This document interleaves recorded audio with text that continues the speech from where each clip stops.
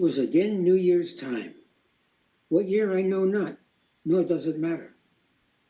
Faithful old Earth had duly completed its prescribed number of revolutions, and 365 days had come and gone. But they had not been ordinary days. They had been days of wonder. I do not mean by wonder the daily miracles of nature about us, for rain falling and the sun shining and the grass growing are all wondrous, and every day is a day of wonder in that sense. But this was something different, something surprising.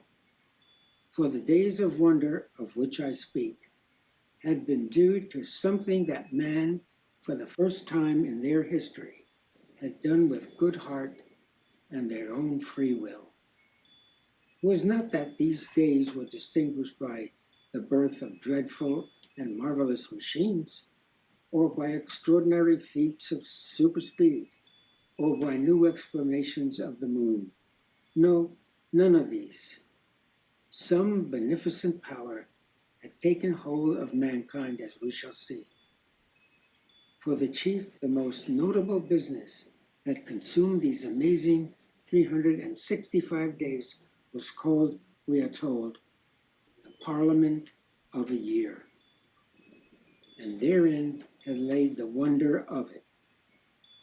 Much preparation had gone on long before among the nations of the world, and in due course those chosen had met together. Calmly the discussions had gone on during that thrilling and astonishing year, and finally the document of agreement was finished. It had been written and rewritten, growing briefer and briefer as differences disappeared one after the other. Some said the document was only 10,000 words in length. Some said only 10.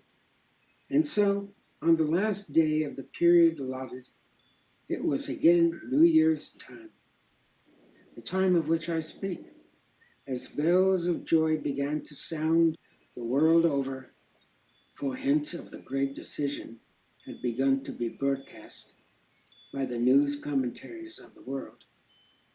The solemn plenipotentiaries of all the lands began to affix their signatures to the world's greatest document.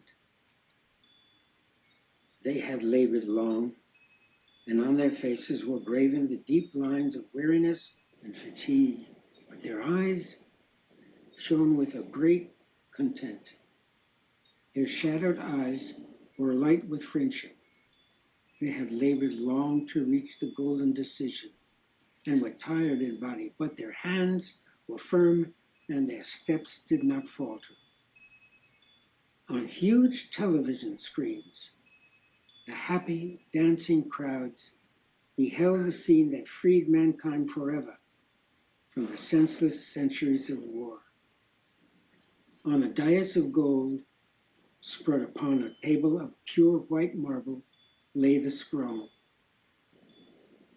In stately, orderly ceremony, each delegate signed his name, and as the bells in remote hamlets and the bells of great cathedrals pealed out the tremendous news, as sirens shrieked, and I know not what else made up the jubilant universal din, but the world knew that the document that had been signed contained only one single word.